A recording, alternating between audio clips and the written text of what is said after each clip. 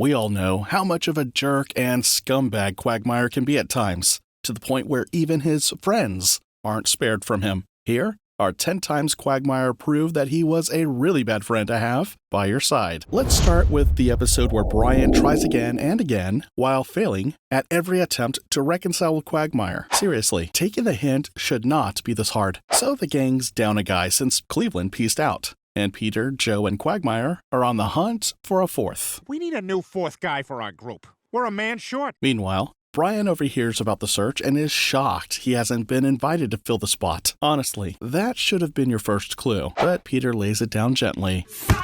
You thought! Or not so gently. Yeah, I don't think that's gonna work out, Brian, because of the whole Quagmire thing. Poor Brian must have dementia if he forgot about that time Quagmire almost offed him over Brian's, relationship with Quagmire's dad. I beg your pardon? Seriously, why is he even asking that question? With their friend's search in full swing, Brian comes up with a plan to find out why Quagmire hates him, even though Peter already laid it out like a PowerPoint presentation. I'm waiting for Quagmire to get his mail. I'm going to conveniently stroll by and strike up a conversation with him and maybe find out why he hates me. His plan is pretty straightforward and sounds foolproof, but when it's Brian executing it, anything can go wrong, and I mean anything. He starts off smooth, but quickly dives into the deep end. With his sleazy attempts to impress Quagmire, things get really spicy, real fast, when Brian opens with, She's a hot piece of ass, and from the looks of it, she likes it rough. Quagmire, on the other hand, does not look like he's into it, and here's why. That's my sister, Brian. Her boyfriend has been beating her mercilessly. The last thing she'd want right now is to be objectified.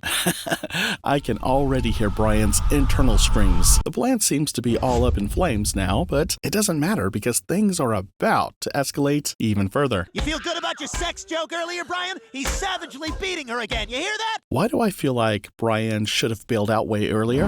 Later, Stewie walks in on Brian getting all spruced up. On further inspection, he finds out that Brian actually did something reasonable for once. I'm treating Quagmire to a night out. Really? I thought he hated you. Which is something he should have started off with instead of making weird jokes about his sister. Nasty bitch. Stewie knows this is too good to be true, though, and he asks how he managed to convince Quagmire, even though he probably hates his guts. You're not gonna like how Brian baited Quagmire. I tricked him, sent him a phony card. He thinks he's going on a date with an old girlfriend. Oh, yikes. Something tells me this evening is not gonna go down like the way Brian expects it to. Yikes, that's a recipe for disappointment. Understatement of the year, Stewie. Fast forward. Quagmire joins Brian in a very classy limo, which is just overkill at this point. Like, seriously, is Brian trying to make his friend marry him? After the big reveal, Quagmire breaks down almost instantly. Brian, Cheryl was the one that got away. Ever since she left, I've been chasing girls to fill the hole she made when she walked out. Well, shit. At the dinner, Brian tries his best to strike up a conversation with Quagmire, who does not look the least bit interested, and it's very awkward. Hey, what if I just drank this whole bottle of ketchup? Kind of ruins it for the next person who might want some ketchup. Scrumptious. And some of them are just painful. He's really grasping at straws here. How do those things work? What? Planes? How does a plane work? Yeah. Want me to sit here and explain to you how a plane works? Brian, at his wit's end, straight up confronts Quagmire about it. How can you not like me? It's like Quagmire was a volcano all this time brewing up with spite against Brian. I'm about to end this man's whole career. Okay, I'll tell you. Quagmire's roast is so brutal, even Gordon Ramsay would be like, mate, that's a bit too much. Despite all this, Quagmire proves to be very rigid as he's unwilling to forgive Brian, Thanks for the steak. even if he does everything in his power to make up with him. It just goes to show how much of a vengeful person he can be if you wrong him even once. And what happened to Brian after this episode full of rage directed at him? Well, he gets a wholesome ending too. You don't need Quagmire to like you. You only need one person to like you, and that person is you. And I tell you something else, I like you. Thanks. Quagmire still comes out as a bad friend because, honestly, after all of Brian's efforts, he really deserved a second chance and not the roast of a lifetime. Sliding in at number 9 is the episode where Quagmire goes full sleazeball and tries to hook up with Lois behind Peter's back, while Peter has amnesia as if he already wasn't unbearable enough. It all kicks off when the Griffins end up on Family Feud, you know? The game show where families sell their dignity for points. Go meet Benny! Wait, we're out? But you said if I slept with you... The rounds go by and the Griffins are on fire until they reach the bonus round. That's when Peter goes turbo autistic and costs them the entire game. Say something other than chair. What if I can't think of anything? You can pass. How do I pass? Just say it. Say what? Say pass. Oh, I'm sorry, your time is up and you didn't score enough points. And just like that, the Griffins lose the game. Peter, mad that he didn't win anything, goes full rage mode and picks a fight with the host. You son of a bitch! What about my cave in the yard? I mean, this guy's fought a giant chicken multiple times, so he's basically a professional. Right? Wrong. Get your hands off me. I served in the fictitious military. Nope. Peter gets tossed around like a rag doll. Who the hell am I? Uh-oh. This causes him to forget everything about his life, including his family and friends. Who are you people? Lois understands the difficult task ahead of her. You know, this isn't going to be easy, you guys. She has to make Peter remember everything again. We're going to have to reteach your father everything he's forgotten. Even the fact that Surfin' Bird is the most annoying song in existence. Hey, have you heard this awesome new song? No! Oh, well, a bird, bird, bird. A bird's a bird. And so Lois gets to work, teaching Peter how things work. It all goes so-so, but then takes a turn for the worse when they get to the driving part. Turns out, according to Lois, GTA is the best place to learn driving from. Here, play Grand Theft Auto for 8 hours, and then we'll give it another try. And you can pretty much guess what Peter actually learned from it. Can you even get a 5-star level in a place like Quahog? Nope. Meanwhile, Peter can't remember his friends or the fact that Quagmire is the worst. So, when Peter asks what they usually do at the Drunken Clam, Quagmire's response is as classy as ever. You a motherfucking lie. So, what do we do here? Well, we usually come here, you buy us drinks, and tell us what Lois's nipples look like you always do. Giggity giggity. Giggity gross. Back at the house, Peter still hasn't realized the meaning of marriage or commitments, and so he's living the bachelor life, going through women like tasting samples at an ice cream parlor. Lois doesn't want to keep up with it anymore and moves with the kids to a run-down apartment. And who do you think was waiting for this moment? Hint. He says giggity a lot. Giggity giggity giggity. Giggity giggity. Giggity? Oh, I say that. Like a lot. Quagmire runs into Lois at a mart and acts like it was just a coincidence. Sure, Quagmire, let's all pretend we don't know what you're up to. He ends up inviting Lois to his place to discuss things. Wink, wink. This just goes to show what a backstabbing, selfish person he can be when his own needs are involved. We cut to the apartment where the kids have their own problems. Some of the problems seem like they're straight out of the Fallout universe. Aw, crap, we're out of milk. I'm gonna run next door to the airport and get some. Hey, when you're over there, can you get some rodent traps? Get a giant mutant rat living under the sink. What the heck? Forget traps, Meg. Get a flamethrower or something. Brian is looking for Lois when he finds out the dark truth from Stewie. Hey, Stewie, is Lois back yet? I've been trying to get a hold of her. She went to Quagmire's for dinner. What? Brian knows if he doesn't act fast, he'll lose Lois to Quagmire forever. So he rushes to find Peter, who, by some miracle, has regained his memory thanks to his old nemesis. Although calling it help would be a stretch. Look, fella, I don't know who you are, and I don't want to. So why don't you just go back to your crabgrass? This happens to be fresh marathon sod. Oh, man, I just got my memory back. Quagmire runs into some problems, if you know what I mean, which gives Peter enough time to barge into the room and profess his love for Lois, causing her to love him again. The two walk home, happy in their reunion, leaving Quagmire still struggling with his problems like he's trying to revive Frankenstein in there. He's alive! And just like that, Peter wins back Lois, and Quagmire, well, he's left to giggity his way out of yet another bad decision. I'm sure he'll be back for more next time because, after all, some people just never learn. At number 8 is the episode where Quagmire just straight up starts squatting in his best friend's house, and that's only the start of his shenanigans, which eventually gets him kicked out. We begin with Peter getting inspired to be a redneck after attending a redneck comedy show. Let's just be grateful he didn't go to an Amy Schumer show, or this episode would have been a whole different kind of weird. What the hell are you doing with a pickup pickup truck. Wait, let me guess. This is because of the Redneck Comedy Festival, isn't it? Peter is suddenly on a crusade to do all things redneck, and that's just the perfect recipe for disaster, if you ask me. I am gonna do everything a redneck is supposed to do. With the southern passion running through his veins, Peter goes hillbilly mode, and that includes some very disgusting practices as well, like chewing tobacco. Peter, that's disgusting. Here, spit in this cup instead. Oh, that cup? It's Stewie's apple juice, and Brian knows that. But do you think he'll tell Stewie? You gonna give me more money? Never mind. Karma is swift, Stewie. Karma is swift. Peter's redneck makeover isn't complete without a giant patriotic message plastered across the back of his truck. The downside? It totally blocks his view, and naturally, Peter backs right into Quagmire's car, wrecking it. Forced to drop Quagmire at the airport, Peter comes across the fuel truck, and he immediately gets an idea only guys like Peter would. Peter does not realize the plane also needs fuel, right? You stupid. Quagmire takes off on what should be a routine flight, but that changes in a matter of seconds. The plane runs out of fuel partway into the flight, but somehow, in a miracle that even Family Guy logic struggles to explain, Quagmire manages to land the plane safely. The news, however, decides to go full Michael Bay and dramatize the situation. We'll show you how disastrous it could have been. Here's how it would have looked if the plane had crashed into a school. Okay, that's absurd. There's no way they can top this off. Now here's how it would have looked if the plane had crashed into a school for bunnies, but one passenger had survived, gone home, and mercilessly beat his wife. Oh my God! Never mind. They came prepared, I'm afraid. Peter expresses his guilt for screwing things up for Quagmire. Boy, Quagmire, I'm really sorry they fired you. I feel like this is partially my fault. But only partially, as if that changes things. Quagmire is so shocked that sarcasm is his only response to Peter's stupid actions. Now, Peter, it's perfectly normal to siphon jet fuel from an active runway with the intention of flying a pickup truck. Quagmire is confident he'll find a job again and be up on his feet in no time. Fast forward 3 weeks, and we find out that things did not really go according to plan. Well, I kind of moved in, if that's okay. No airline will hire me after the accident. I'm broke and jobless. You'd expect Peter to be a good friend and offer help, right? No. He comes up with a surprisingly good joke, even if the timing isn't really perfect. Quagmire, you belong in a tree. You're a nut.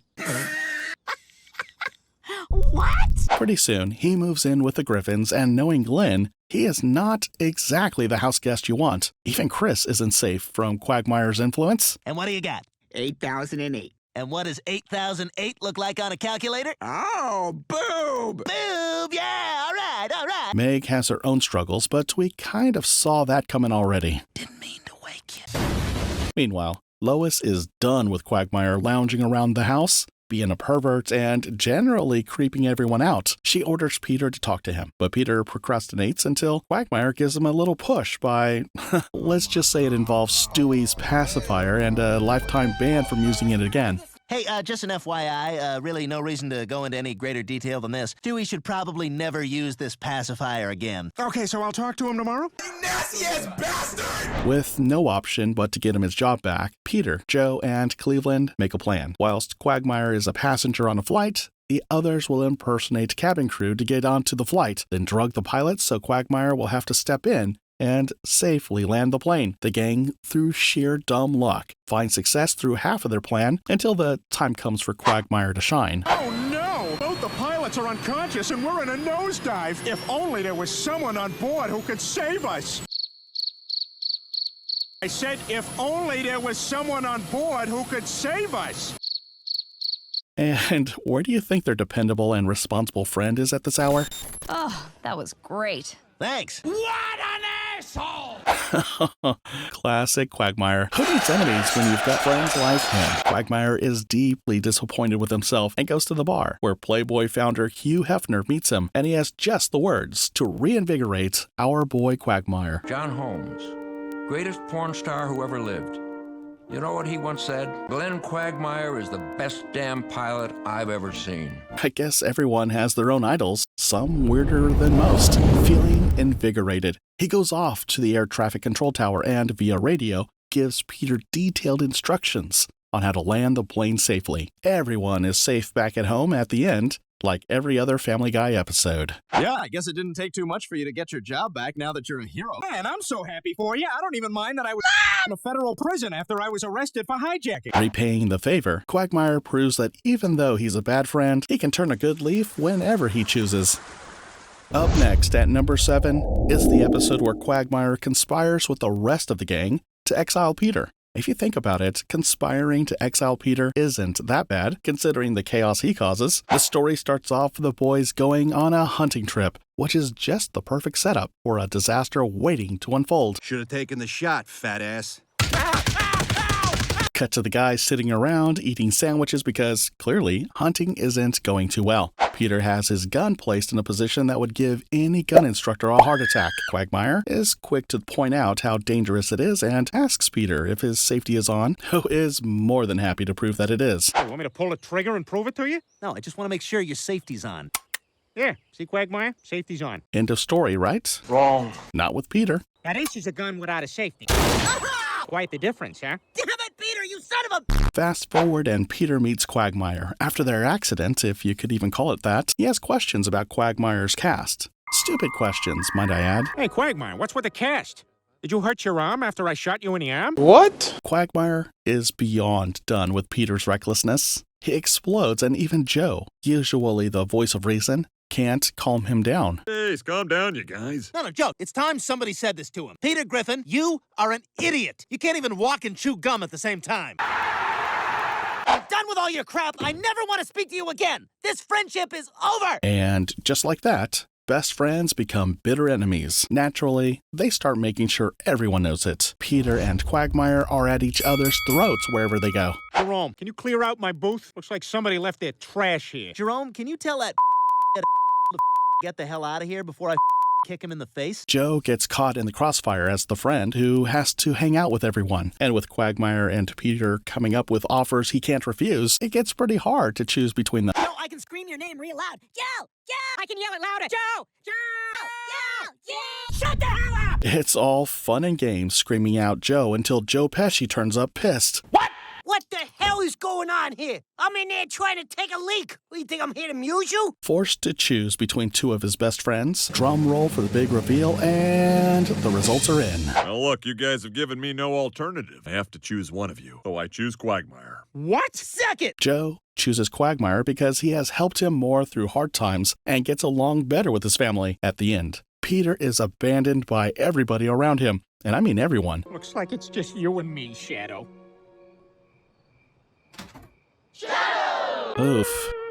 You know you're unwanted when even your shadow has more friends than you. Later, Peter offers Quagmire the opportunity to shoot him to break even. A reasonable person would have just refused to do it, but Quagmire, he's not missing out. I need you to shoot me in the arm so we can be friends again. Okay. Whoa, whoa, whoa, whoa! Peter tries to talk his way out of it, but Quagmire is just as persistent now. Talk about digging your own grave. No, Peter. I'm gonna shoot you like a dirty animal. Oh, there it is. The back and forth turns into a wrestling match as they fight over the gun, which ends in Joe shooting Peter just to end things. He shot me. I mean, if we're doing things fair here, All right, we're good. I would be freaking out right now if it wasn't Family Guy, where the main characters can have entire heads blown off and then be up and running like nothing happened, which is exactly what happens immediately afterwards. With some complications, of course. Peter, I'm so glad you patched things up with your friends. Have I told you that we're all friends again? In at number 6 is that moment from a Valentine's special when Quagmire's sleazy behavior with his girlfriend turns him into a completely different person, gender-wise. It's a cold Valentine's Day in Quahog, and Quagmire walks in to find his date still lounging around in his house when she should have been long gone by now. Oh, you're still here? Yeah. After a wonderful night, I thought we could get some breakfast. Clearly you're not familiar with how this works. Not one to waste time explaining his less-than-charming exit policy, Quagmire casually activates a machine. Yes, a machine that does the dirty work of kicking his date out. Well, that's just rude. She's understandably furious. You're a jerk, Glenn Quagmire. One of these days, you're gonna get what you deserve. God is watching, though, as Quagmire is about to find out why bad karma is not something you want following you around. Blood left her electric tampon warmer. He wakes up to the ultimate surprise. Staring at him in the mirror is... Oh my God! A woman. And not just any woman. He's the woman. Denial rushes in like a freight train, and Quagmire begins to lose it as his home turns into a personal house of horrors, rigged with terrifying devices that are suddenly all too fitting. What's wrong with you, Holder Downer 5000? That's just for women. Police! Help! As if that wasn't enough, While driving, he's pulled over for speeding, but it's Joe on duty.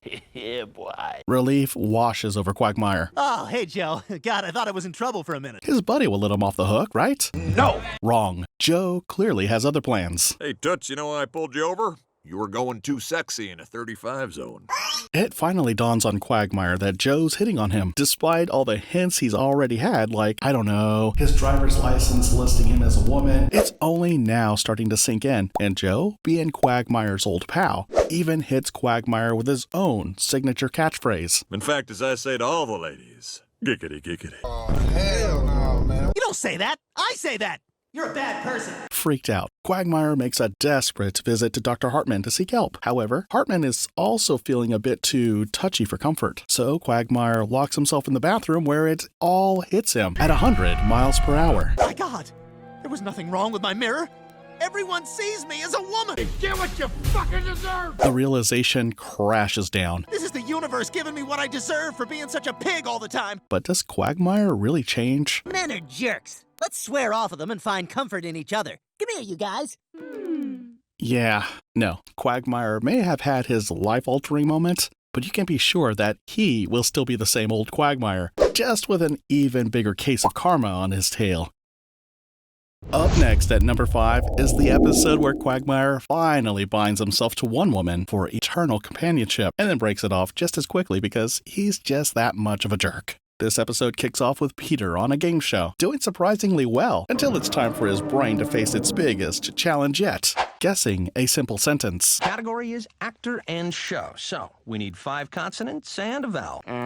Z, 4, Q, another Q, a third Q, and the Batman symbol. What? Yeah, you're cooked, Peter. Is it Alex Karras in Webster? How? How does he always get away with it? I don't believe it. Tons of prize money in hand. Peter has to choose from a collection of items. It should be a no-brainer for everyone, but when it's Peter, you know he's gonna go for the weirdest stuff. Give me the 1 free week of maid service. And then he just goes for the worst option on the list. How much for that fat guy in the circle? I don't see a price tag on that. That's you. Oh, embarrassing. Pretty soon, the maid arrives, and Peter greets her with the good old Family Guy racist trope. You made clean for me, Peter.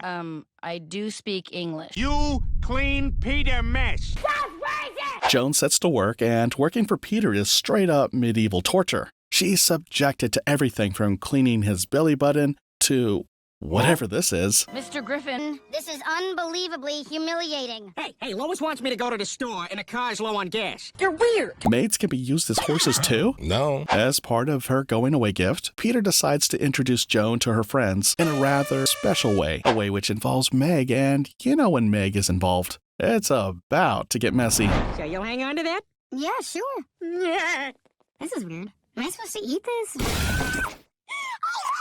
Joan's not too thrilled about that prank, which is honestly more misery than prank at this point. And right then, Quagmire gets hit with an arrow by Cupid without wasting time. He makes his move and surprisingly doesn't get rejected or hit with the nearest object. Would you like to go out to dinner tomorrow night? I'd love to. God, he works fast. Fast forward, and the couple is hitting it off, to the point where Quagmire even asks Joan to marry him. Will you marry me? Of course I will. In the presence of some very chatty black dolphins. Hey, man, I see you got some seaweed on your tail. I thought you were talking about the other seaweed. You know I got jokes. Peter just cannot believe it when he finds out that Quagmire is going to be a committed person. He keeps telling everyone that this is probably one of Quagmire's ruses to have a fling with Joan, but Quagmire is head over heels for Joan, and he'll do anything for her, even giving up his perverted, creepy ways. Peter, for some reason, doesn't want to lose Quagmire, but Quagmire's corrupted down to his core, so much that even a visit to the strip club doesn't make him giggity his way to a woman. I can't believe it. Quagmire's gone all sissy man Alan Alda on us. Peter realizes that there's no other option left but to break off Quagmire's wedding with Joan. He comes with a rather creative but illegal way to make Quagmire remember his old ways. I know you have a foot fetish, so I got you the Statue of Liberty's foot. I beg you. But Quagmire just won't budge. Oh, thanks, Peter, but Joan's all the foot I need now. Peter is not happy with Quagmire's refusal to appreciate the beauty of the Statue of Liberty's foot. The real reality of getting this together was staggering. You know? This cost me $437,000. Don't ask me how I got it. When all else fails, Lois comes to the rescue to make Quagmire snap back to reality. And once he does, it's too late to change anything. Giggity, giggity, God, I've made a terrible mistake. It's not like he doesn't try to get himself out of the marriage. Some of the guys thought we should get a divorce. But Joan doesn't seem like the type that would take a divorce pretty well, especially when she has a sharp object lying around. Because if you ever left me, I'd have to cut myself, and then I'd cut you. I love you too, insane woman I'm having second thoughts about. Desperate for ideas, the gang relies on Peter's brilliant idea to fake Quagmire's death. How they do that, though, is pretty hard to believe, even for a place like Quahog. So anyway, here's Quagmire walking through the park when a ninja shows up, and then a Nazi, and then an evil pots and pans robot. Seeing how Joan isn't too convinced by their very realistic death tape, Peter goes to Plan B, where Quagmire just barges in and dies conveniently. Peter isn't satisfied and wants to take it a step further, something Quagmire could have never imagined. You know what'll prove it? When people die, they void their bowels. I said when people die, they void their bowels. Ah! Oh, my God! What a jackass! What an asshole! Forced to conduct a proper funeral for Quagmire, the gang sets up a special coffin for him, but when death arrives saying he needs to kill Quagmire, Peter has to step in and save him. Joan arrives just in the nick of time to save Quagmire from death, even though he was trying to get rid of her all this time. No, you can't take him!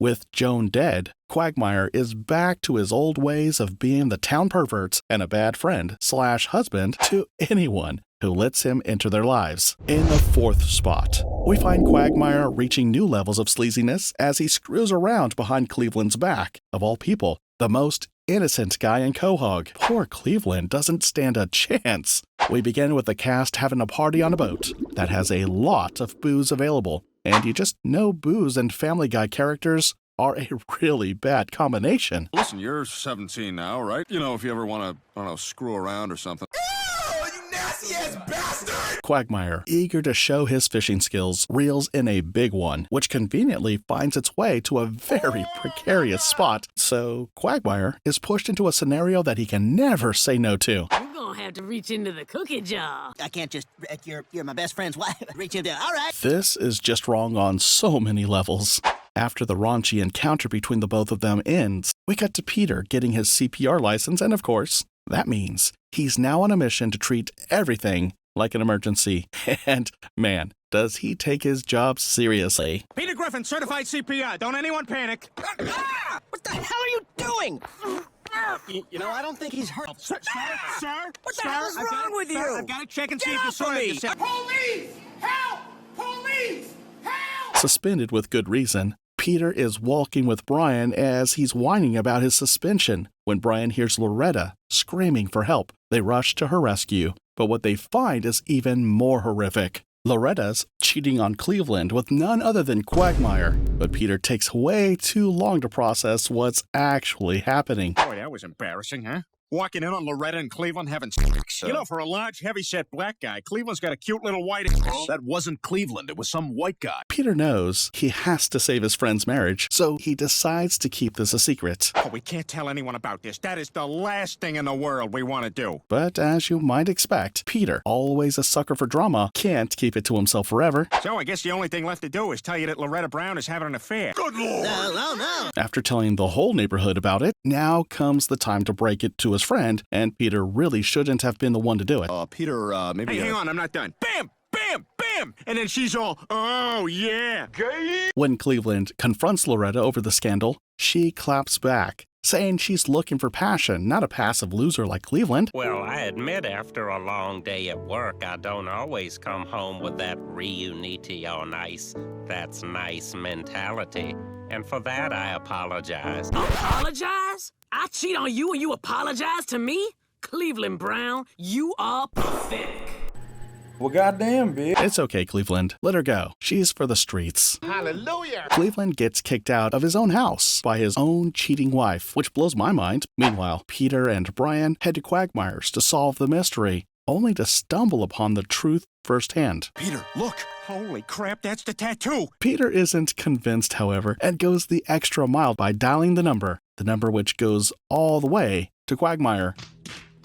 Quagmire? Yeah. Hey, it's Peter. What's going on, buddy? We're at your house. Oh, Peter, you're really missing half a lobe of your brain, aren't you? Cleveland is devastated when he finds out, but instead of getting angry, he seems to shrug it off. Even Brian can't help himself lashing out at his cowardice. It's okay. It's okay to be betrayed by your wife and best friend? Better it be Quagmire than someone she could get a disease from. In order to bring back Cleveland's manhood, Peter gets to work trying to rile him up. All he needs is a couple of masks and poor Brian, who gets caught in the crossfire to recreate something Brian totally didn't consent to. Peter, what the hell are you doing? I'm not Peter, I'm Quagmire. And I'm doing you, Loretta. What the hell? Oh, you like that? Yeah, much better. Peter. Somehow, Peter's deranged tactics work, and Cleveland snaps, then even channels his inner Popeye in a fit of rage. Peter has to resort to some questionable methods to calm Cleveland down, and they're probably not something you should recreate at home. I'm gonna kill Quagmire! Oh, God, you're hyperventilating. Chris, get me a bag. Cleveland, relax. There you go. Okay. Peter realizes that his plan has worked too well and tries to protect Quagmire by hiding him at Mayor West's mansion. West's lunacy soon proves too much, even for Quagmire. Yeah, this is kind of creeping me out. I'm gonna go. Take this. What the hell's this for? When the time comes, you'll know. Even Lois starts to get worried about Cleveland's attitude that's starting to feel like he's Rocky, getting ready to smash someone's face in. Peter realizes there's only one thing left for him to do: bring him back with Loretta, which is easier said than done. Quagmire does the stupidest thing possible and calls Cleveland, asking him to come over. Anyway, let's talk this thing through. Stupid! You're so stupid! Which he happily does in a really menacing way. Cleveland appears and chases Quagmire around his house wielding a baseball bat, prompting him to use his secret weapon, Mayor West's banana, which fails like it should. Despite finally having Quagmire cowering at his mercy, Cleveland realizes that he is unable to hurt another living person, no matter how badly they have hurt him. Quagmire apologizes to Cleveland, and Loretta also gets dragged in by Peter, who ends up getting divorced by Cleveland. Loretta, what you did was unforgivable. This marriage is over. Well, that's just fine, Cleveland, because I am through being your wife. Next up is the time when Quagmire, of all people, takes Chris under his wing. Letting someone like Quagmire influence your teenage son? Not exactly the best parenting choice. The episode starts off with Chris asking Peter for money for a school project or a party. Nah, for something far more important. Dad, can I have $50 for a shamrock tattoo? It's time. All right, but make sure you get it where everyone can see. Lois, however, isn't too keen on handing out money to her grown-up kid. Not because of him getting a tattoo. She's fine with that. Him not having a job is the issue. And so Chris gets to work looking for a job. But it seems like some of his sticky manners are getting in the way. I can't find a job anywhere. A lot of people seem to be turned off by my dishonorable discharge. What, from the army? No, it's a euphemism. Oh, yucky. You can't keep getting away with it! While helping Lois unload her car, Peter and Chris run into Quagmire, who seems to be running into a scheduling issue with his usual house guests. I'm sorry, but Mondays are Asian only. No way this guy has days of the week separated by race. That's just hardcore. Quagmire tells Peter that he is unable to manage his personal life. Peter offers Chris as his personal assistant, and both Chris and Quagmire eventually agree after initial hesitation and a job interview that went quicker than you can say giggity. You have any references? Cowabunga, swing, yada yada yada. Those are pretty good references. You're hired. And so Chris is onboarded as the newest member of Quagmire's enterprise. His tasks seem pretty simple, but the equipment? That definitely raises some questions. You own a pair of rubber boots that you'd have to wear if you worked on a fishing boat? No, I don't think so. All right, I guess it'll be a light day today, but tomorrow you should come wearing those. He's a natural as Quagmire's new assistant, although Quagmire should know better than to let a kid hang around in a place like his house. Chris, could you please get Hannah a thank you basket and schedule her next appointment? Of course. Mr. Quagmire can fit in you at 3 o'clock a week from Thursday. That's what she said. Meanwhile, Lois gets a shock when she finds the dishwasher filled with, well, not dishes. Oh my God, Peter, our dishwasher is full of sex toys. Oh, yeah, Chris put those in there. It's for his job. He's working for Quagmire now. And she's fuming at Peter for letting Chris work with an irresponsible friend like Quagmire. What? You're the one who wanted Chris to get a job? Yeah, like mowing lawns or trimming bushes. Oh, he's doing one of those. Man, you been. Lois and Peter catch Chris out on the street walking a strange horse. No. Prompting Peter to throw a tantrum as well. Did Quagmire get a horse? Oh, no, here we go. I want a horse! Peter, it's not a horse. Yeah, you don't want that kind of horse, Peter. Unable to find the energy to argue with Chris, Lois just straight up offers him a wad of cash to help him quit his strange and perverted job with Quagmire. The number 2 spot brings us to the episode where Quagmire takes it up a notch by dating Meg. That's right, his best friend's teenage daughter. So, my eyes are correct. If you thought Quagmire couldn't go any lower, think again. It all begins with the Griffins arriving home. Meg, ever the forgotten child, notices their street looking like a Comic-Con parking lot. Peter, being the absolute genius that he is, blurts out why that might be the case. What's with all the cars on the street? Oh, they're all here for your surprise party, Meg. Come on, man. Way to go, Peter. The excitement is short-lived, though. When they enter the house, it's revealed that no one has actually come for Meg's birthday. That's a goddamn shame. What they actually went to was probably a lot more fun than going to anything Meg-related. First rule of Jewish Fight Club is if somebody says ow, you stop. Ow. Okay, let's see. Just when you think Meg's birthday couldn't get more depressing, an unexpected guest arrives and he has more red flags on him than a Soviet parade. A little birdie told me that today is Meg's birthday. Now, we all know Quagmire's reputation. He'll chase after anything that moves. So, when he shows up unexpectedly, there's immediate concern. Well, it's your 18th birthday, Meg. That's a very important milestone in a young woman's life. Welcome to the adult club, huh? Meanwhile, Peter is as clueless as ever. I mean, what the hell? That guy can't even tell who his daughter is anymore. Look at Quagmire hitting on that skank. Peter, that skank is your daughter. Oh my God, you're right! After a very weird interaction with Meg that involves pinkies and hidden third hands, Quagmire leaves. Brian and Peter are immediately quick to acknowledge what Quagmire's intentions are. That was weird. Right? Oh my God, so weird. And Peter is not gonna let him succeed. If he touches my daughter, I'm gonna be kicking butts and taking names. Quagmire wastes no time sliding into Meg's DMs and rizzes her up with some smooth lines, like asking if she can fit her fist in her mouth. Come on now, dog. When Quagmire shows up for the date, Peter objects, but it's Lois of all people who allows Meg to go on the date. What? Thinking it's just Meg acting out for attention. That guy'll bang anything. Don't you see? She's only doing this to get a rise out of us. Has Lois completely forgotten the meatloaf incident? Quagmire's past should have set off alarm bells. Their date is as cringe as watching your parents try to use TikTok. Complete with the most forced, we have so much in common moment, which is creepy more than cringe. We cut to Quagmire's house, and Peter's been waiting for him like a serial killer on a low-budget 90s movie. And Peter does not waste any time in getting straight to the point. Did you have sex with my daughter? What? Come on, Peter. Did you have sex with my daughter? Even though Peter literally tells Quagmire how he's his best friend and he shouldn't go through with it, Look, Quagmire, you're one of my best pals, and I'm asking you not to do this. Quagmire refuses to back off and points out that she's 18 and legal. It's like you're asking a fish not to swim. She's legal and I'm going in. Peter, left with no other option, vows to stop him at any cost. The Worst Friend Award has a new nominee this year. Soon, Peter is on his mission to stop the new couple from cozying up to each other. And to be honest, watching an old guy like Quagmire acting like a teenager makes me want to vomit. It has an atomic weight of awesome. You're such a cutie patootie. If I'm a cutie patootie, then you're a peenie vagini. Not while Peter is still alive, Quagmire. I heard a cute aw in there. Cool down.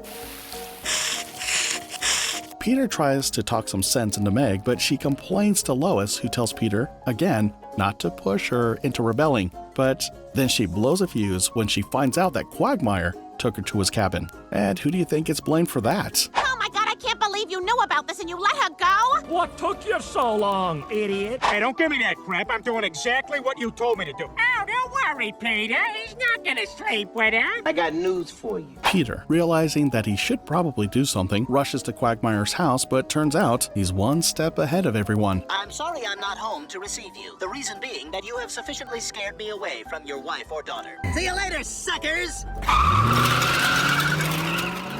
They follow Quagmire up to his cabin where he has holed himself up with Meg. Peter knows time is of the essence, but with the attention span of a kid on crack, he's having a hard time. Wait, hold on. Listen to that. It's a loon. Before things get a little frisky, Peter barges in and stops Quagmire from doing anything, after which the inevitable teenage rebellion starts. I'm 18 and you can't tell me what to do anymore. Meg, I'm only gonna say this once. You may be an adult, but you're still my daughter, and it's my job to protect you from errant wieners. Peter and Meg walk off, but Lois isn't done. If you ever touch my daughter again, I will cut your thing off and feed it to Brian. Yes, ma'am. The moral of the story? If your friend's idea of aging like fine wine is waiting for your daughter to turn 18, maybe it's time to find new friends. Preferably ones who don't keep a countdown calendar in their wallet. Ugh. Numero uno is the time when Quagmire patched up things with Brian and then backstabbed him immediately afterwards in a brilliant display of classic Quagmire trickery. The episode kicks off with Peter doing what Peter does best, making terrible decisions. My man breaks into his dry cleaner's house over a white shirt, armed with the confidence of a mall cop and the intelligence of a potato. Drop it, or I blow your head off. Listen, washy, that's my shirt, and I ain't leaving here without it. He gets arrested, and at the station, Brian has to bail him out, where he meets a woman who turns out to be perfect. And by perfect, I mean she has a pulse and can tolerate his personality for more than 5 minutes. Peter gets released and suddenly remembers that he's Brooks from Shawshank Redemption. Come on, Peter, I'm here to take you home. I don't know, Brian. This is the only world I know anymore. Peter, you've been in there for 15 minutes. Fast forward, and watching Brian in a good mood for once instantly tells Lois that he's in love, which happens more often than anyone would like. He's convinced that Denise is the one for him until he ends up calling her for a date,